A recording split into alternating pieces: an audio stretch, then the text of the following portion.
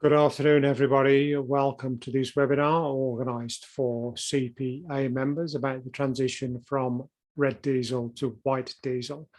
I'm Kevin Minton, Chief Executive of CPA, and I shall be acting as convener for today.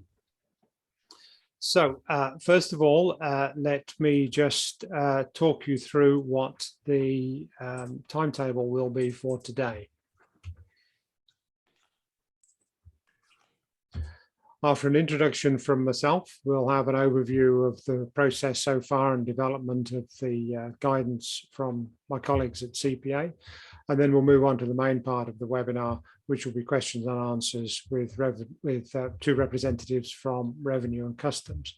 As you're aware from the announcement, the meeting is being recorded and we plan to continue until 3 o'clock. That's a 1-hour recording. The speakers that you'll hear from today are David Smith, the legal manager at CPA, Chris Castley, policy manager at CPA, and you can see the email addresses for both David and Chris on screen there. We're also very pleased to be able to say that two representatives from Her Majesty's Revenue and Customs have joined us today, Michael Little, who's involved in legislation implementation, and Steve Clarke, who's involved in policy development. Just some housekeeping points before we begin. As I've already mentioned, the meeting is being recorded.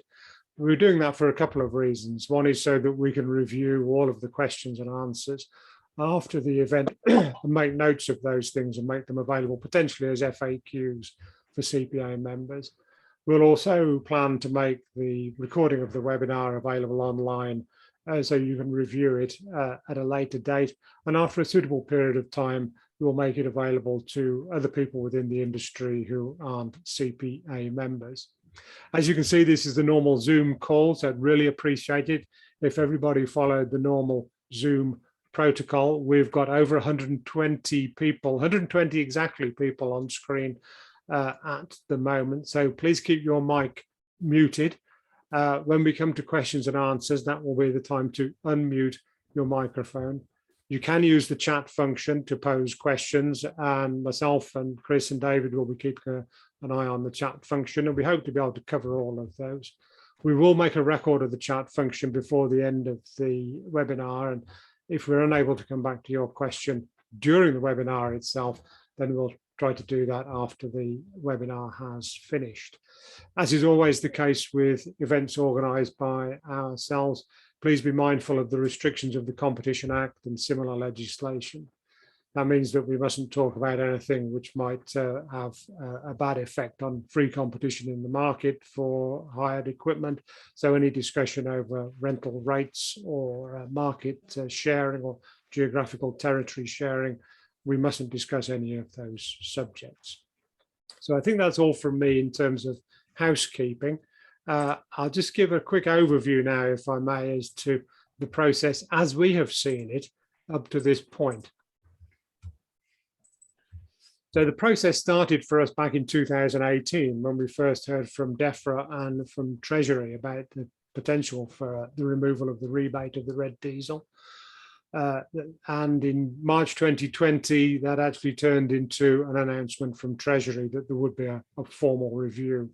Throughout April 2020 and through 2020 itself, there was a range of consultations, both formal from HMT and informal when we were in contact with Treasury and other organisations to put forward our concerns about the potential implications of the removal of the rebate. Some of that work was done by ourselves at CPA, working for the benefit of our members. Sometimes it was done in conjunction with other organisations in the industry as well. And that continued on through late 2020 with a series of workshops run by Treasury and Revenue and Customs, discussing with industry representatives what the potential issues would be coming out of the removal of the rebate. So that all came to a head in March of this year when HM Treasury announced the final results of the consultation and that the next steps would be for the withdrawal of the rebate and confirmation on the ban of the use of red diesel in construction, and those things would come into effect from the 1st of April 2022. We saw some draft industry guidance come from Revenue and Customs in in the summer of this year, and much more recently, we saw some interim guidance. Now, I know our colleagues will be able to explain later on what the nature of the current guidance is and the level of reliance which can be placed on it, and the status of that term interim guidance. So that's the process so far. So we're all facing the transition from use of red diesel to white diesel in April next year. And we know from CPA's point of view that we've had a range of questions come from members about that, what that means in terms of storage tanks, what that means in terms of vehicle tanks, and what that means in terms of a whole range of other things.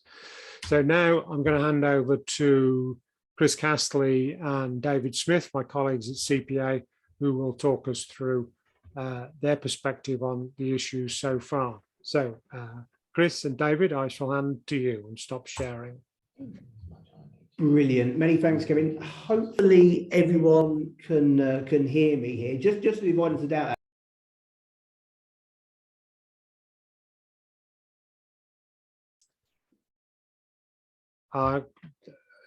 Chris, I'm afraid I can't hear you.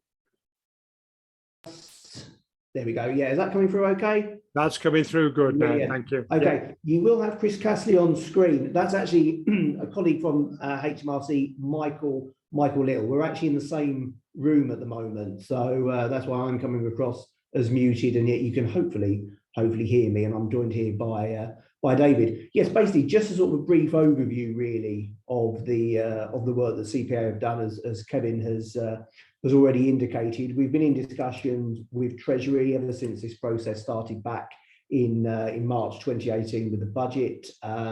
We certainly then responded to the consultation the Treasury produced back in the summer of 2020. We took part in numerous workshops and events with trade associations across construction, and we also, I think, we did a very brief survey of members as well across last year. So moving ahead, obviously ahead of the change that's coming in on the 1st of April, I think it's really important that we gather as many questions as possible, because following the webinar today, and once we've obviously sent it out to all attendees and made it available on the CPA website, we will be ourselves producing some FAQs to pick up on areas that we haven't already looked at and considered. Certainly, hopefully we can address some of those key queries, but also as well, we'll be hopefully running a campaign just to make everyone within the membership base aware of what's coming from 1st of April, the steps they need to take and prepare ahead of 1st of April,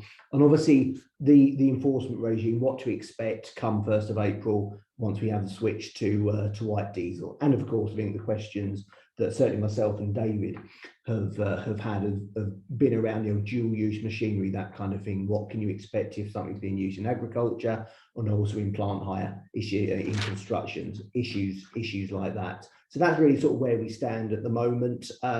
Hopefully, as I say, as Kevin has said as well, please do put questions in the chat function. We'll be taking them down. Hopefully, we'll be able to answer them all today. Certainly Michael and Steve are very happy to do that.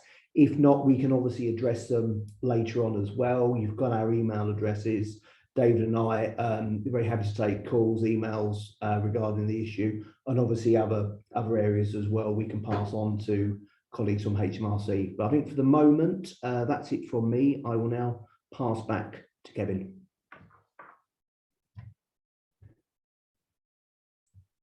Thanks, Chris. So I think there's probably no more introduction to do, no more overview as to how we've got to this point. I think if it's okay with Michael and with Steve, I'll ask you to come on screen live now. And if you'd like to introduce yourselves and what your role is at Revenue and Customs, and then I'll hand control to you. Thank you. Okay, thank you. Just to introduce myself, I'm Michael Little from HMRC, and my colleague Steve Clarke is also joining as well. And we've been working on implementing this policy. Ministers set policy changes, and our job is to deliver what they in Treasury want us to do in terms of changes. And I think it might be helpful just when we had a chat last week with David and Chris, it became very clear to us that sometimes we in HMRC speak a different language from other people, and that can cause some confusion. And it might help if I explain some of the process of what's happening with the changes in legislation. Now, as Kevin mentioned, there was a consultation on this, and then in March 2021, there was an announcement of what the outcome of that consultation was in terms of the government announced what they considered should be allowed to continue to use rebated diesel. And they started legislating for that within the finance bill, which follows the budget. And that then became the Finance Act 2021. Now, Finance Act 2021 basically set up much of the infrastructure about the changes from April 2022. So it set out who was going to be entitled to continue to use red diesel, a lot of the infrastructure of it. We had delivered this change at quite a considerable speed from how normally we would deliver things. Normally we'd do a lot more consultation and look into issues. In this one, there were some cases where we introduced the high-level infrastructure at the finance bill, but realized there were some things that we're going to come back and look at again. So this year, we are coming back to the legislation, and we're making some tweaks to it to make things work. So within this year's finance bill, which is due to be likely debated if there's any interest from MPs, probably in January, we're looking at a number of the very technical issues about how the scheme will work. So we're looking at things like, for example, trying to make it clear about some aspects of the agricultural industry in terms of, can you cut your hedge or can you clear snow, things like that. We had an issue, bizarre little issue about circuses and fairgrounds. We tried to limit their ability to use rebated fuel based on how long they were pitched at a particular place. But since COVID, things have changed and people actually tend to pitch it a lot longer. So we had to change that. We also looked at things like, there's a lot of use of red diesel as a sort of backup fuel for things like power stations and data centers, and they tend to have the fuel sitting around, not used for year after year. And what we've tried to do is try and deliver a way of transiting between what the rules are now and what they'll be in the future, and to just try and be reasonable about how we approach it. We're not trying to make things difficult. So what we've been trying to do there is we've recognised that people will have a lot of backup fuel sitting around, not in the tank as the legislation as it stands at the minute would say, but in a storage tank rather than the actual engine. So we've had to tweak things to make it possible for the people to use that fuel and think about how they deal with it when they're in the future. So, as I said, most likely that will come up in February, or January, early next year. Last year, when we had the finance bill, I think the whole thing went through in about 2 or 3 minutes. So I'm not sure, given that the legislation that we're proposing this year is so technical, whether we'll get any interest at all in things. Nobody's raised anything with us at a parliamentary level.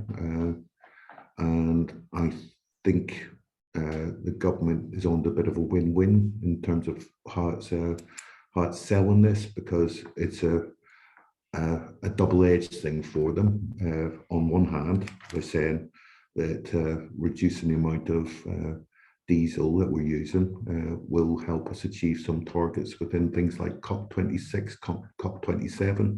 So that's a tick on that side.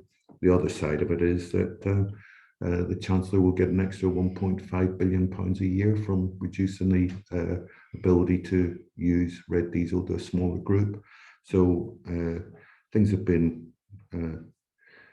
very much on his side. He's very interested in continuing to push through with this.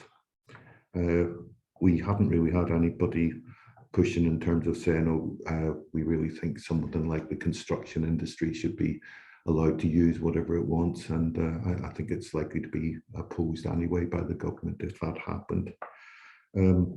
After we get the finance bill through, the next stage would be for us to do some secondary legislation. Now that's lesser bits of legislation, just to tidy up the legislation and make sure that everything's in place for April. And we hope to have that ready early next year as well. I think we might consult on that with some people who have expressed an interest. People like the electricity generation industry have said they'd be interested to see how some of the plans for backup fuel work and would like to work with us on developing that. We hope that we can lay the secondary legislation necessary in March so that everything's in place for April 2022 when we move over to the new system. As we mentioned, we've produced some guidance. We've referred to it as interim guidance, which it's draft guidance. And the reason we call it interim isn't because it's likely that the government might decide not to go ahead with it. It's because until legislation is actually passed and becomes law, it's actually not, it doesn't have the same status. So we refer to it as interim. As far as we're concerned, with no reason to believe that things won't be implemented. We'd be very surprised, and it'll be very difficult to put the brakes on at this stage. So we're working on guidance, and we're trying to work with various stakeholders to try to ensure that we can deliver the move as smoothly as we can.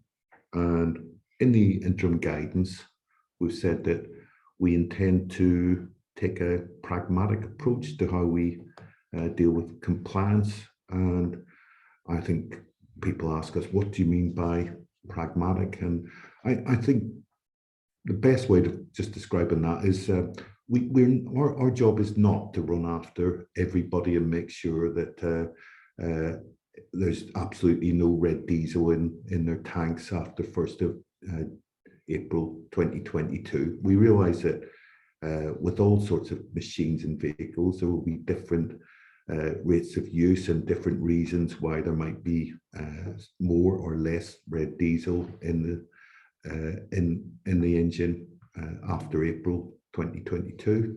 And also there may be some very good reasons why that is the case. So what we're saying is if you can give us the evidence to show that the red diesel is validly in there, we're not going to push things.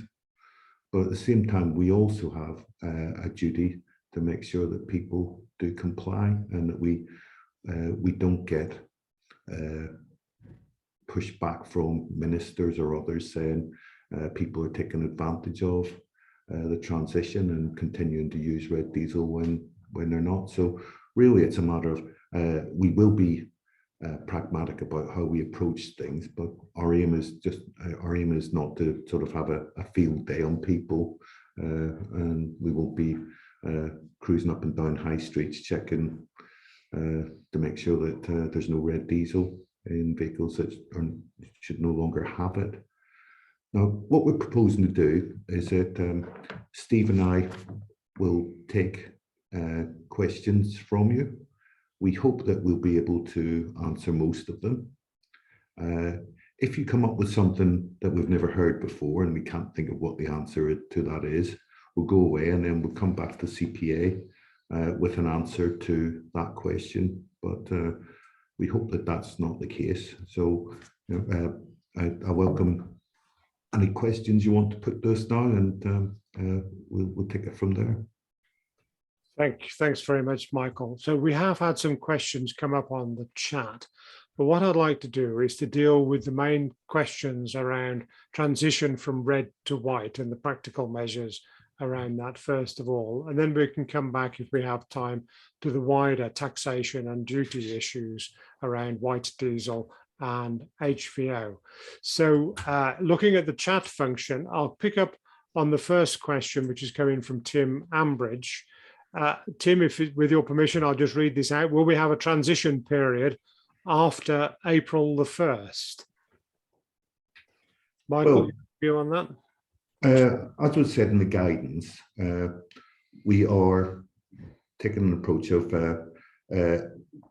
if you have, we would like people to take steps before to prepare for the change. So ideally, what you should be doing is running down your stocks and making sure that you don't have any rebated fuel come 1st of April. We've suggested things that you can do, such as, for example, selling or giving the fuel to someone who's entitled to it if you have anything left over or likely to have that left over come 1st of April.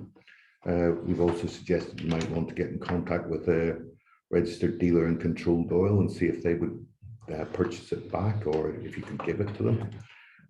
Last choice would be that you dispose of it via waste recycling, but you know, obviously that's not going to be a good outcome for anybody or the environment. So, but it's an option that's there.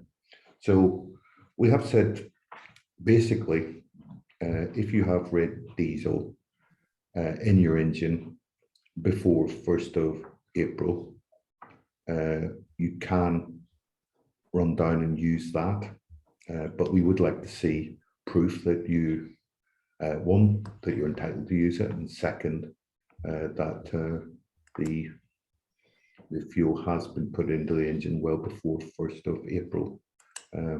We would consider seizing any vehicle or machine that had rebated fuels in it that have been put in after 1st of April. And again, that would be based on the evidence that we have. I don't know, Steve, do you want to add anything to that?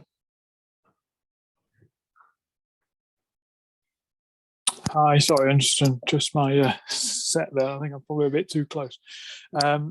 Yeah, can you see me okay and hear me okay? Yes. Yep, good. Yeah, okay. Yeah, so and as Michael said, with the objective for us is to look for people who are continuing to use red when they should be changing to white. We're not looking for people who've still got traces of red in their machinery.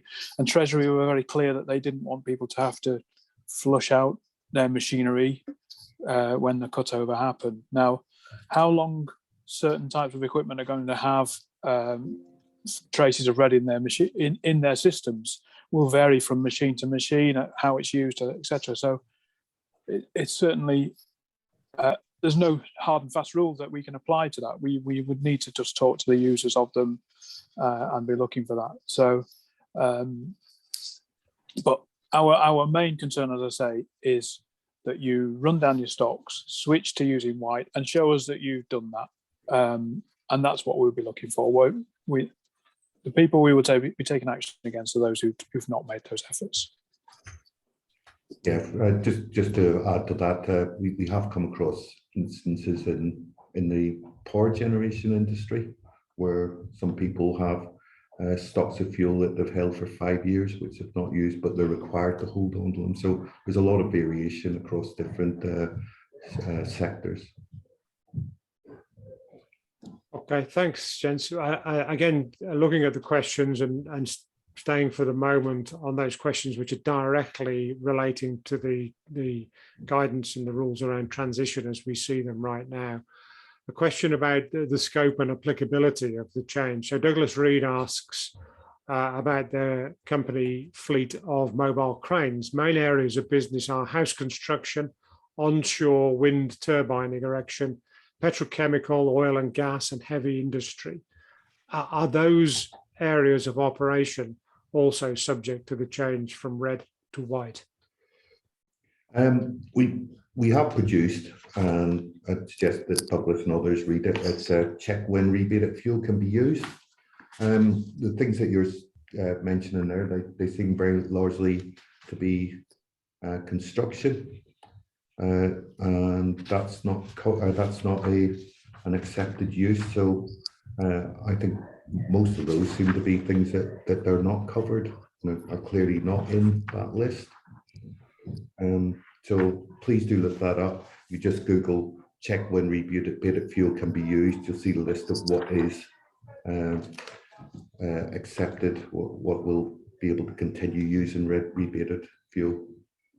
Yeah, Michael, I think it's probably a good idea to just quickly clarify as well, whiz through that list as well, because it's mainly agriculture and horticulture, etc. And then it's golf courses and community amateur sports clubs. It's fairgrounds and circuses, which is obviously a very niche use. And that's about it. So anything else that's not serving those sectors isn't really covered. So, there's some equipment for heating as well, heating in non-commercial premises.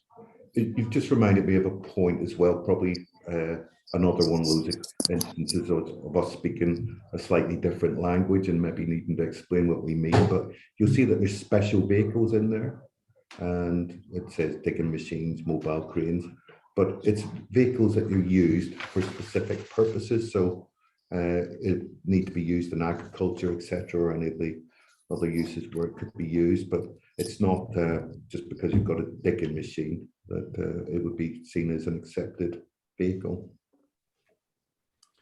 Thanks, Michael. Thanks, Steve. So if I could ask a question here, have you got any, this strays away from implementation into policy, but I'm going to ask it anyway.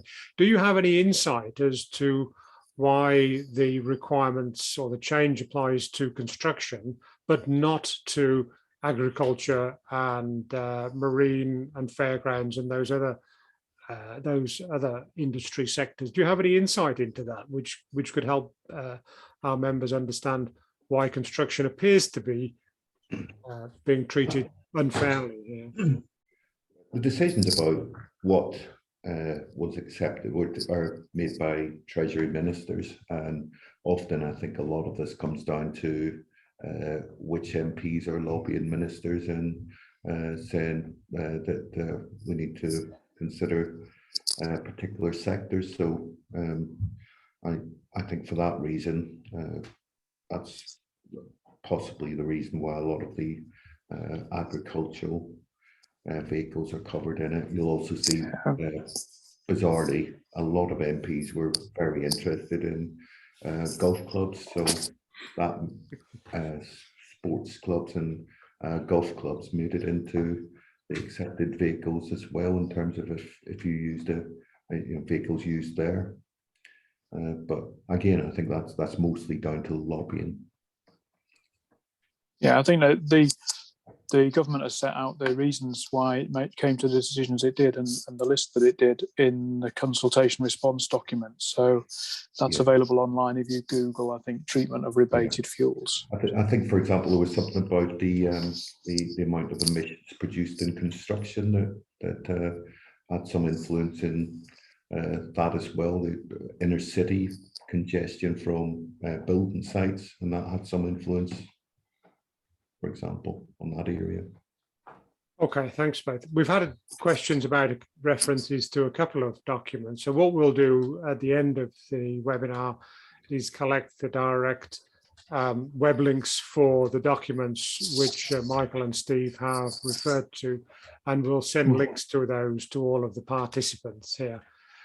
So going back to the issue around fuel tanks, we've had quite a few questions coming in, so apologies if I'm skipping over any particular ones. I'm trying to draw them together into a nice consistent thread here. We had a question from one of the participants about what happens under the circumstances where the hire company lets a piece of equipment out onto construction site after April the 1st, and they correctly supply it with white diesel in it, but the customer then puts red diesel in it. Michael, Steve, do you have a view on that? Well, first of all, depending what the customer is using it for, they would be using it illegally if they're not using it for agriculture, for example. But the way the law is written is that a piece of equipment can use red diesel while it is doing a certain activity, but by definition it can't use red diesel when it's doing a different activity that doesn't qualify.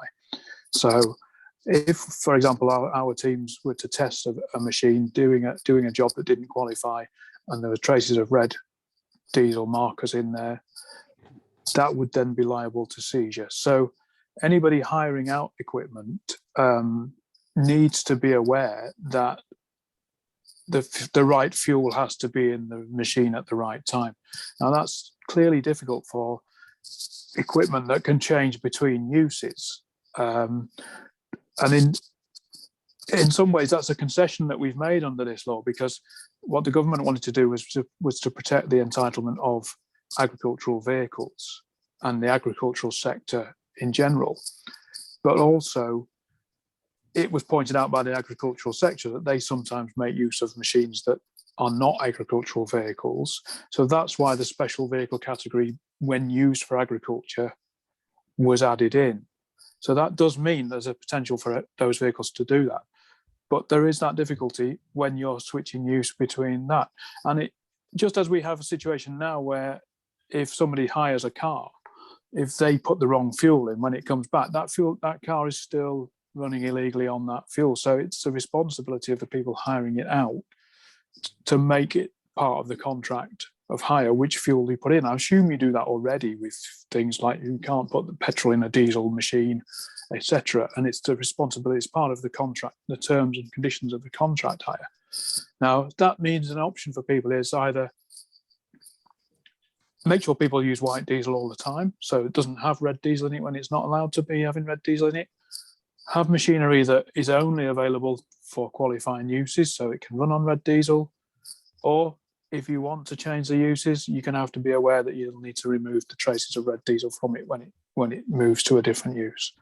Those are the three options. Unfortunately, we can't make a situation where you can alternate between and put white in when you're doing one job, put red in when you're doing another one, because our testing capability will pick up traces of red down to parts per million. So it'll be very difficult for us to identify when that red was put into the machine. Just to add a little point, I think some people involved in hiring out equipment and vehicles have said there's a little bit of worry about, are we going to be pursuing the people that have hired out machinery or vehicles if there's traces of red diesel in those engines? And again, going back to what we said at the beginning, what we're trying to do is be pragmatic and also look at the evidence.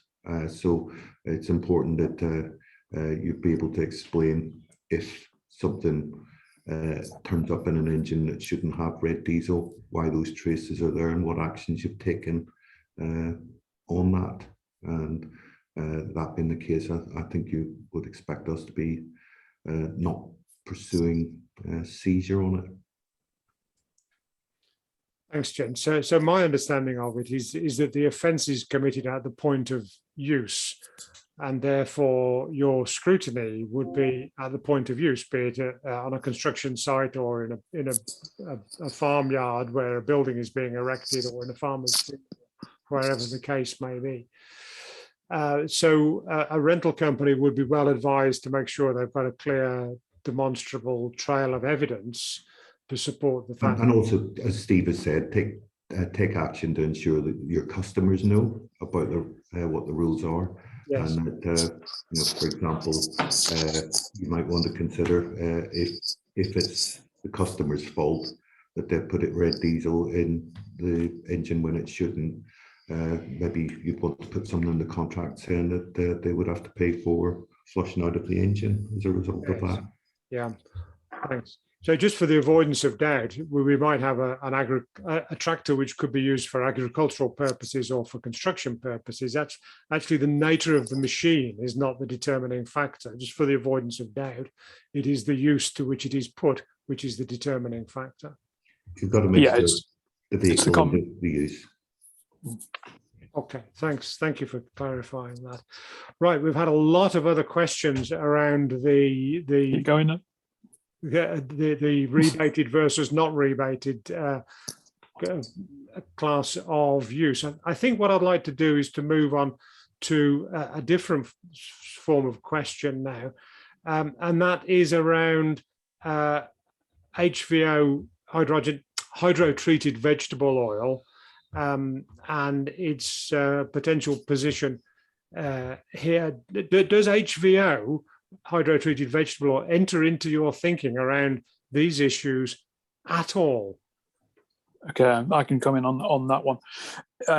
HVO is for the purposes of the Hydrocarbon Oil Duties Act, is treated the same as diesel.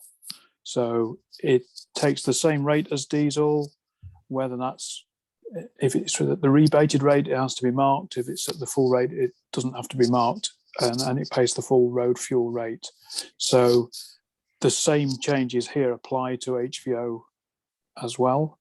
So as they do for biodiesel as well. So rebated biodiesel, rebated HVO, and rebated diesel can only be used for these qualifying activities. So quite a few people have approached the Treasury to ask for HVO to be treated differently on the grounds that it's a renewable fuel, but within, and they're considering that. But within HMRC, we can only apply the law as it stands currently, which is that it is classified the same as diesel. Doesn't have its own rate. Okay, thanks, Steve. Thanks for that. So coming back to the issue of tanks, fuel tanks on vehicles and equipment which is out on hire, as you may know, some hire equipment is out on hire with a customer for just a short period of time, a day, a week. Other pieces of equipment are out on long-term hire, could be for many, many months. So the question comes from one of the participants, which is for existing equipment which is used by customers, which is actually out on hire at the point of transition, April the 1st. What would be expected from the owner, the person hiring the equipment out, to ensuring that the equipment, which has been running legitimately on red during March, would be run on white during April? How much of that burden would come back to the owner of the equipment, in your view? Okay, well, the same rules apply. The cut-off applies to all machinery. So from 1st of April, it'd be an offence to put rebated fuel into a machine that's not allowed to use it. So, and if that happens, it will be liable to seizure. So it would be in the owner's interest to make sure the customer is well aware of that change at the time. As Michael said, if any fuel is in the system when the rules change, that can be used up and you don't need to flush it out. But after that point, you can't put any more red diesel into it. So yeah, if we're well aware, if you want to brim your tank on at 1 minute to midnight on the 31st of March, that's perfectly legal and there's nothing we can do about that. When I say brim your tank, I'm talking about brimming the machine. But after that point, from 1 minute past midnight, you couldn't refuel it with red diesel. So you can use that up till it's gone. And if we detect red diesel in the machine, we'll be looking to work with you to show us that those traces relate to fuel that, they're sort of legacy fuel based on fuel that was taken in before that day on a cut-off. But the same will apply if you've got a machine that's out on hire already. From the 1st of April, they'll need to be put in white diesel when they top it up.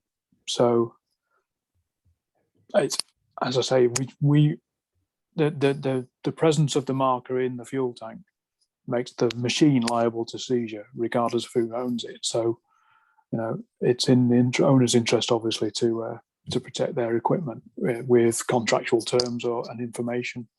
And to let the customer know as well that they shouldn't be using rebated fuels after 1st of April. That would be a sensible thing. Again, back to the evidence that we'd look at if we had concerns about finding rebated fuels, if you can show that you did tell your customers that they should be not using any new rebated fuel from 1st of April, that would make sense. And it also, again, back to, you might want to consider what contractual requirements you can put on them if they don't comply with the rules. Okay, thanks, Michael. Thanks, Steve.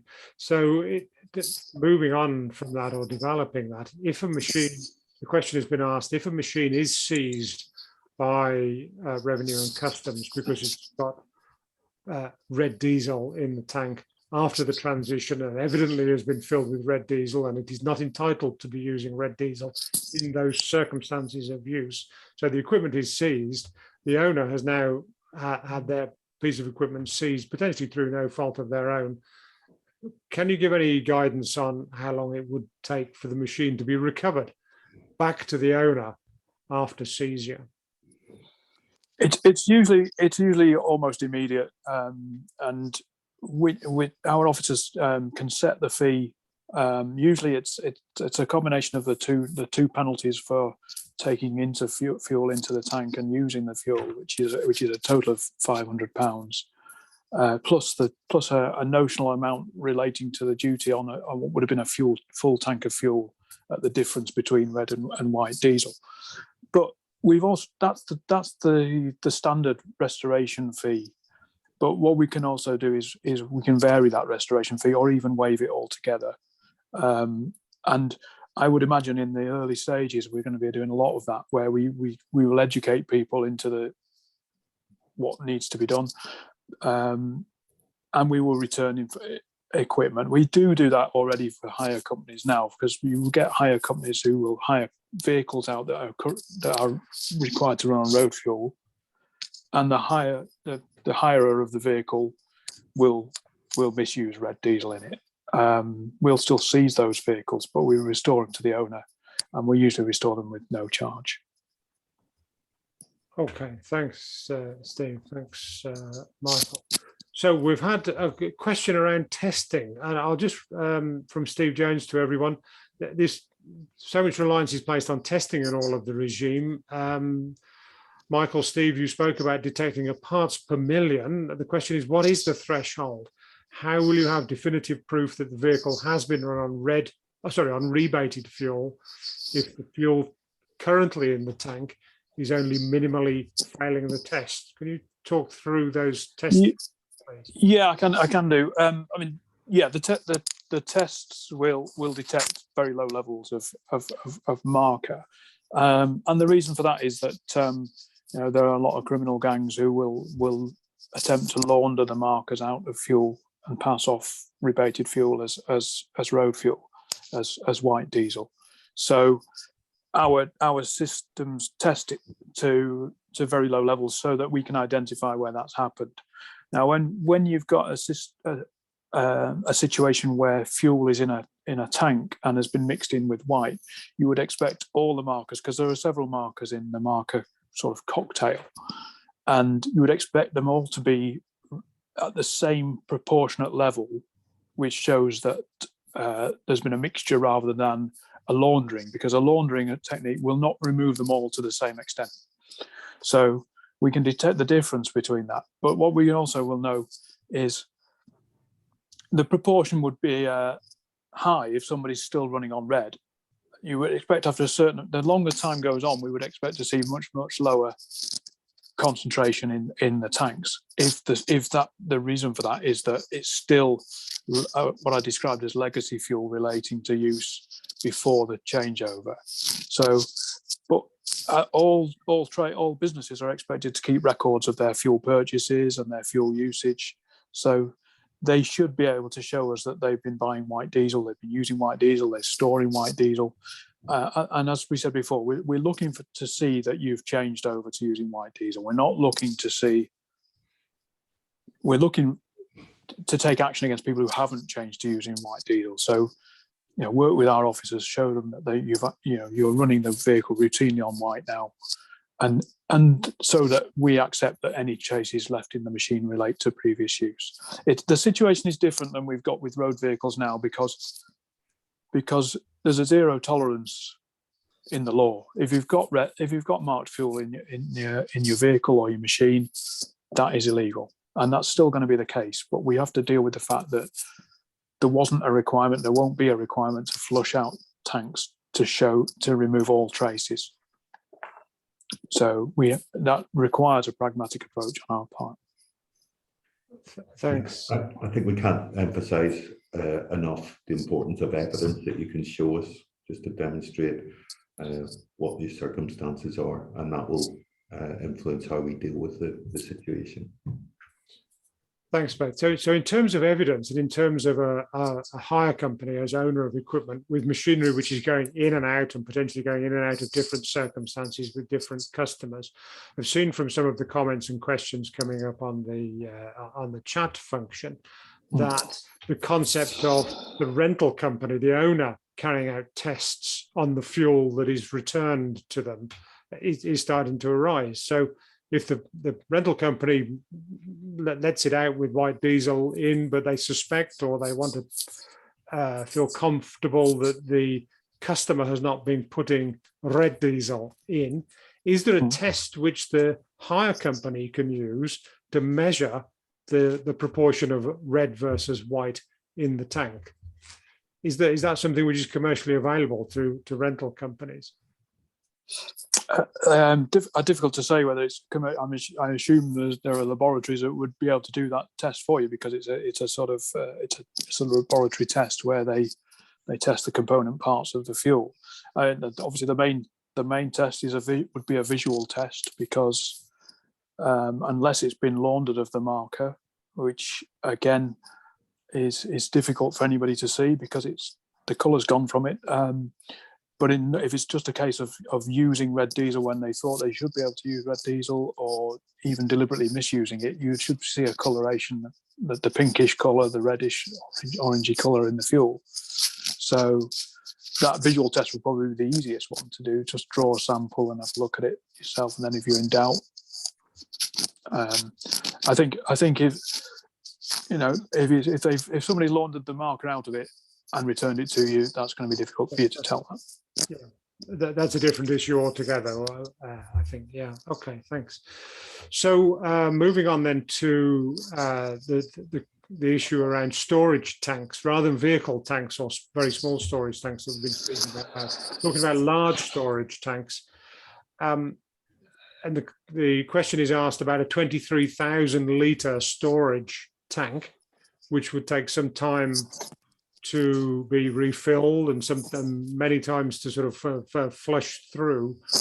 Is the threshold for storage tanks different for the threshold of legitimacy for vehicle tanks?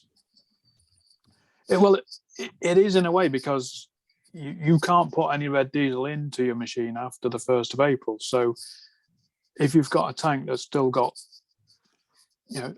half a tank full of red diesel, you can't put that in. So we've again not required people to flush out tanks to remove all traces of the marker, but we do expect you to run them down as near as possible as to nil and refill them with white, and that might need to be done before the cutover takes place, to ensure that you've got, when you next fill the tank after the 1st of April, you're filling it with white diesel rather than red. So there's nothing to stop people using white before this changeover comes into play. If it's a week before, if you've run your tank down, don't fill it again with red when you know you're not going to be able to use it. And your RDCO should be discussing that with you. Your fuel supplier should be discussing that with you. And you don't buy an unreasonable quantity when more than you could realistically use in the time available.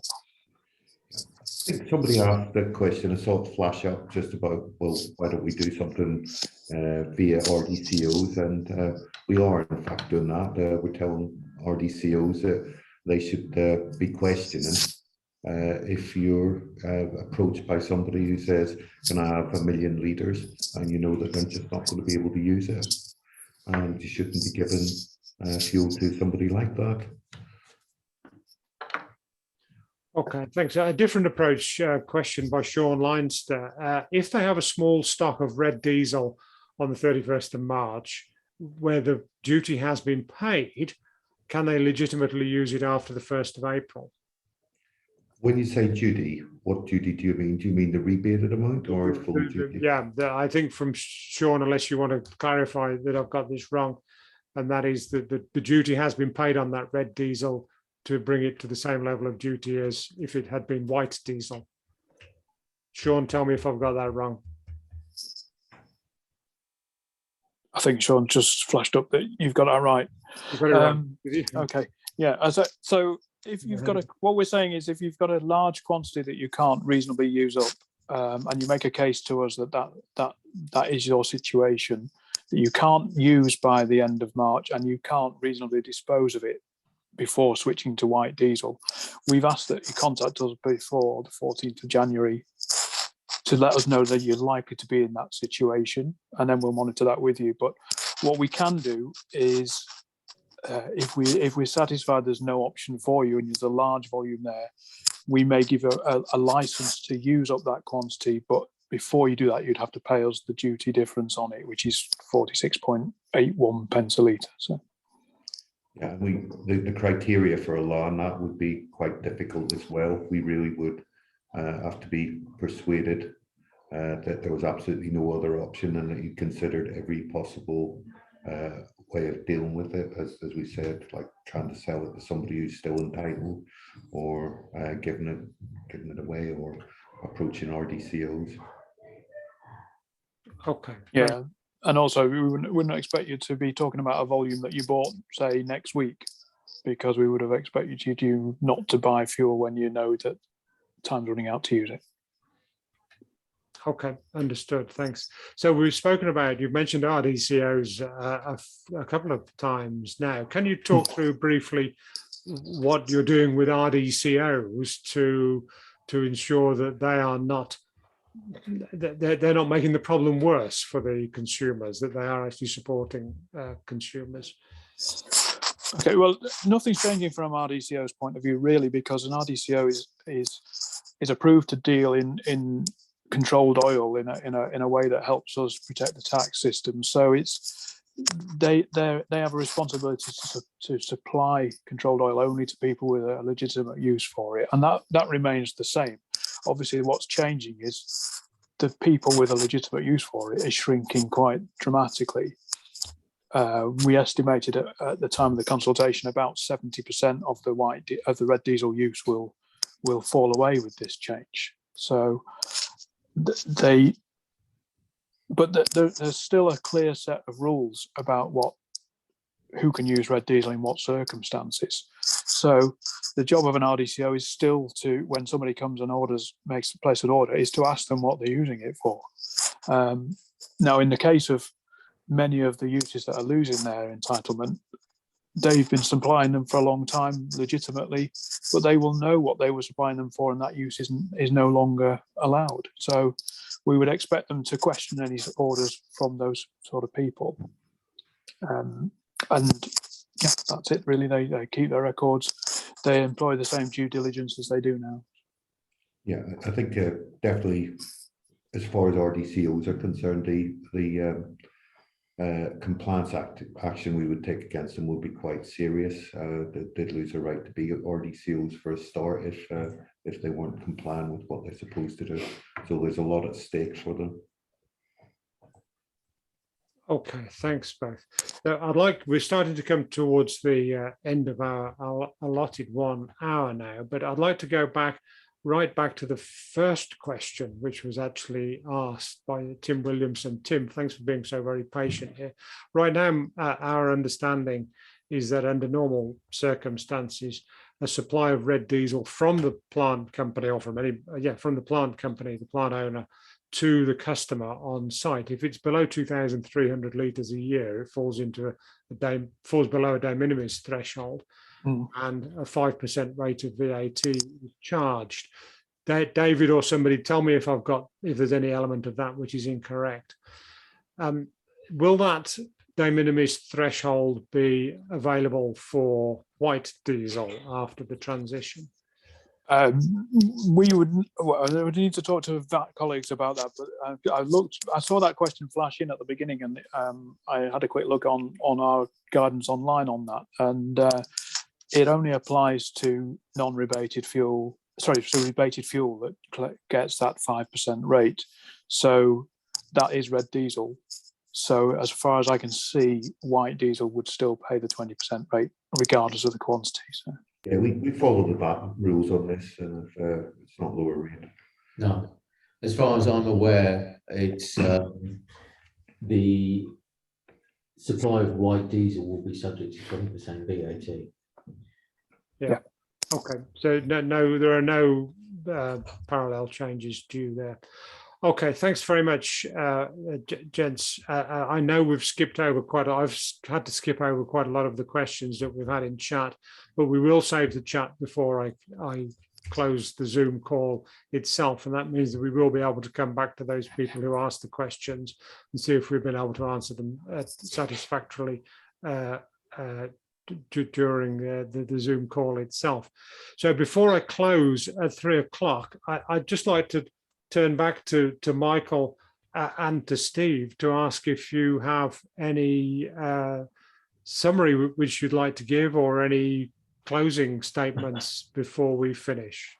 Michael or Steve, anything from you before? I don't think we've really much to add. I think we're going to give you a contact email address to approach us if there's something that hasn't come up and where you're not sure about what the rules are. We'll either direct you to the guidance if it's there, or answer something if it's new. It's of interest to us to if there's something that we're not aware of and that we're not covering in guidance or have thought of to know about it before we get to April. So if you've got anything like that, something that we need to consider, please do let us know. Okay, thanks very much, Michael. Steve, was there anything from you? Just to say thanks to everybody for all the questions. I appreciate there's a lot to take in here. And if you can send those to us, we will answer them. I think some of them can be grouped into like questions that we can give an answer to, but we'll get back to you on all of them. Yeah, as David and Chris have said, you're producing your own sort of frequently asked questions, and we're happy to give you a steer on that. Okay, good, thanks. I'm going to put those email addresses on screen now. So two things here, gents, if you can just confirm that we have this correct.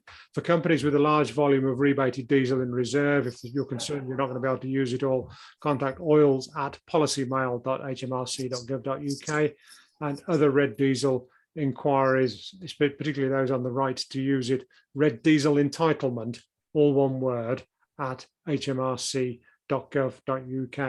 And as I mentioned before, we will email these two email addresses together with links to the guidance documents that Michael and Steve spoke about and referred to earlier, and some of the consultation documents as well.